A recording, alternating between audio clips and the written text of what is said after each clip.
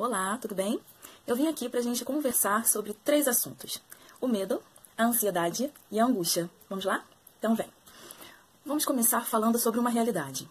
Nós estamos diante de uma pandemia e essa situação vem trazendo para algumas pessoas um transtorno psíquico muito grande. Esse é um fato, é uma realidade.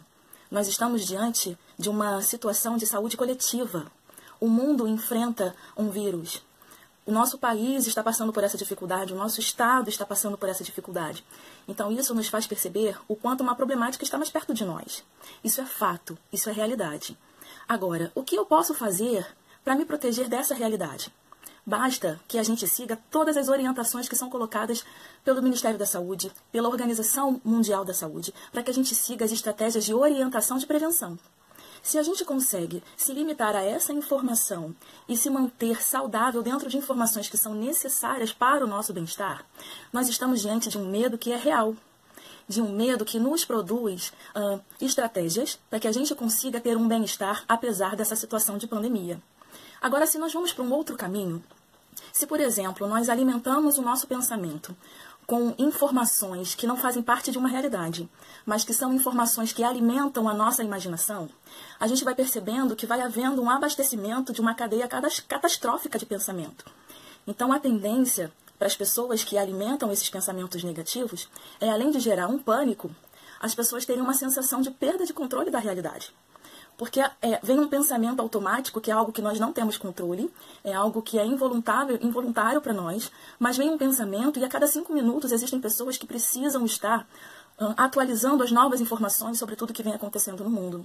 E isso não é positivo, porque assim a gente acaba alimentando um medo que ele é contraproducente. É um medo irreal, é um medo fruto da nossa imaginação. E ele é contraproducente porque ele caminha no sentido contrário ao que nos produz bem-estar. Então, isso traz uma sensação de desconforto, de pânico, de ideias sempre desastrosas. E a tendência é que o nosso pensamento se projete lá no futuro com uma situação já totalmente de catástrofe. Esse não é o melhor caminho. Então, para que a gente consiga evitar até uma situação de pânico diante dessa realidade, o que nós precisamos fazer é dar um limite ao nosso pensamento, entendendo que aquilo que é funcional é o que nos encaminha para as orientações mais corretas do que precisamos fazer. Seguindo as orientações, nós precisamos entender que isso nos traz saúde emocional, saúde mental, porque não estamos alimentando uma cadeia negativa de pensamentos, ok? Esse é o primeiro ponto. Falamos de 2 tipos de medo. O medo real, que é o medo que nos protege, que ele é funcional para o nosso bem-estar, e o segundo medo, que é baseado na nossa imaginação, que é um medo que não produz saúde mental, que é um medo que nos leva a reações sempre desastrosas. É contra esse que a gente precisa sempre questionar o nosso próprio pensamento. Ok? Vamos entrar no segundo ponto. Vamos conversar um pouquinho sobre ansiedade. Ansiedade é um sentimento que para algumas pessoas vem com uma força e com uma intensidade muito grande. Algumas pessoas têm uma intensidade tão grande que alguns sintomas acabam sendo associados a essa ansiedade. Existem pessoas que têm sensações físicas associadas a esse quadro de mal-estar. Então, algumas das sensações seria taquicardia, sensação de calafrios, sensação do coração mais acelerado, da mão fria, de suor, de sudorese. Então, todas essas sensações, elas são sintomas que partem de uma emoção negativa. Então, vamos tentar entender assim. Se nós temos uma emoção negativa, é importante que a gente não alimente esse lado negativo, embora exista um pensamento automático que todos nós temos. O importante é que a gente não alimente e não coloque a nossa ansiedade como protagonista de todas as situações. Porque se a gente pega um problema, se a gente pega uma situação e coloca no palco e todos os holofotes vão para essa situação, o nosso nível de ansiedade naturalmente vai subir, porque todos os sintomas vão estar sendo alimentados nesse momento. E se eles forem alimentados de uma forma negativa, o nível de ansiedade vai subir. Então, o que nós precisamos fazer é um movimento inverso. É um movimento de entender que está na hora de dar um stop. Está na hora de parar um pouquinho, de respirar, de começar a questionar os seus próprios pensamentos. Porque se esses pensamentos negativos eles acabam alimentando uma ansiedade, a gente precisa interromper essa cadeia que produz pensamentos negativos. Então, está na hora da gente ter uma conexão diferente com outros tipos de pensamento. Nós precisamos criar estratégias e uma estrutura de comportamento que seja diferente, que nos traga um bem-estar. E se hoje nós estamos passando por um momento que requer adaptações, por que não criar um comportamento e um mecanismo de funcionamento diferente do que a gente em algum momento já executou? Vamos colocar uma situação aqui. Vamos imaginar 2 momentos. Primeiro momento, vamos imaginar um carro percorrendo uma estrada a 100 km por hora. Ele vai chegar ao seu destino. Agora vamos para um segundo exemplo. Um carro percorrendo a mesma estrada, mas a 60 km por hora. Quem vai chegar primeiro? Obviamente, o carro que foi a 100 km. Mas vamos pensar nas vantagens do carro que foi a 60 km. Quais são as vantagens dessa situação? Se a gente se perguntar assim, na paisagem do percurso, quem conseguiu fazer uma observação melhor do cenário? Quem conseguiu observar mais o que estava à volta durante o caminho? O carro que percorreu 60 km, porque ele foi mais devagar. Então, o que eu quero dizer a vocês com isso? Que independente da realidade que a gente tenha, a gente precisa encontrar quais são as vantagens que nós temos com a realidade daquele momento. Qual é a nossa realidade hoje? Hoje, nós estamos precisando mudar a nossa velocidade. Nós estamos em tempo de desacelerar. Agora, não é mais para a gente andar 100 km por hora. Porque nós estamos vivendo numa orientação de um isolamento, de um não sair desnecessariamente, de um ficar em casa. Isso é algo que você precisa fazer. Isso é um cuidado que você precisa ter. Porque isso é um cuidado real que você precisa seguir na sua vida. Então não dá para a gente estar a 100 km por hora. Como se nós tivéssemos tempo de estar fazendo tudo.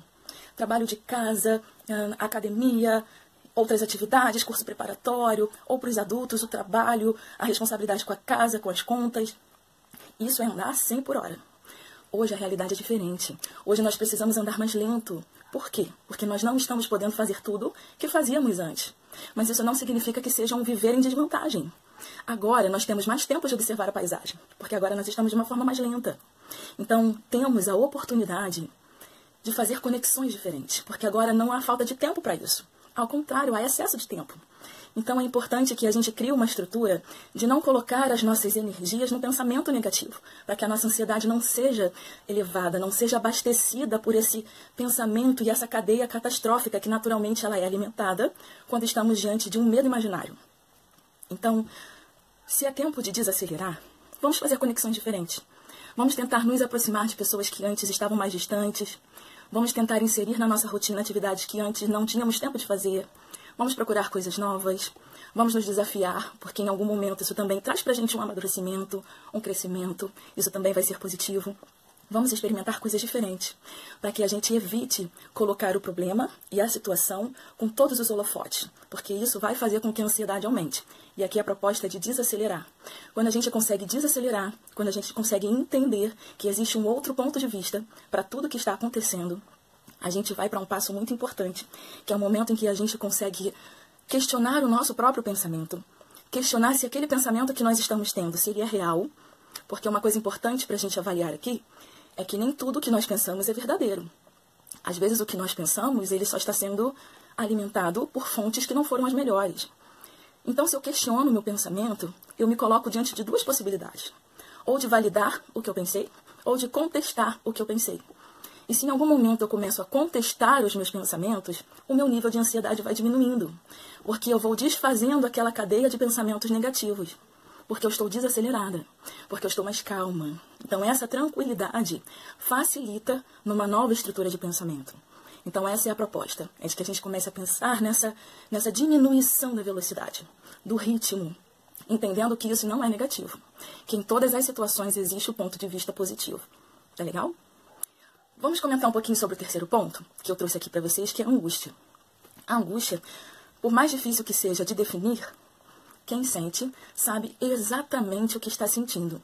Então, normalmente as pessoas trazem um discurso de aperto no peito, sensação de vazio, como se algo estivesse fora do lugar.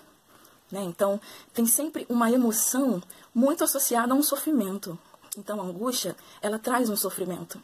Só que esse sofrimento, às vezes, tem uma raiz muito mais profunda do que apenas um quadro de ansiedade ou algum outro transtorno.